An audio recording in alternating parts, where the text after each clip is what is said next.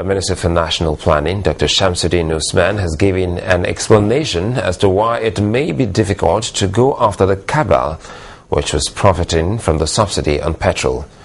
Answering questions on our breakfast show, Sunrise Daily, he said government didn't have an alternative to improving fuel yet, and it was easier to remove the incentive which encouraged people to cheat. Some people are talking of shutting down. It's almost the same as, again, using medical terminology.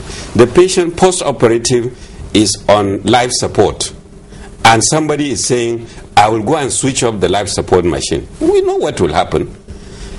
People have a right to protest. People have a right to have different opinions. That you cannot deny from them. This is a democratic setting.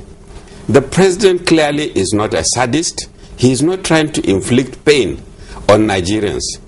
We were still in the middle of this particular discussion, or so a host of people assumed, because the same people who appeared at the NPAN debate, as it were the first people to take to the streets. Meanwhile, we were told by Professor Moye that they all agreed, and it was very clear that even though they did agree, they did so based on certain conditions which haven't been met. Well, I think first of all, it is very important to understand that sometimes what happens behind closed doors is different from what people come and say. So, and I don't want to go into that point at this stage of who says this, who said what agreements have been reached.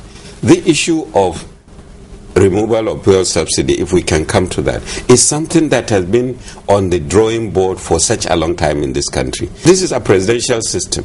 At the end of the day, it's the president of the country on a matter like this that is so is serious for the country. He is the one who has the final responsibility. And people have forgotten the state of health of Eradua at the time. I can say to you that that was the critical thing that prevented that decision.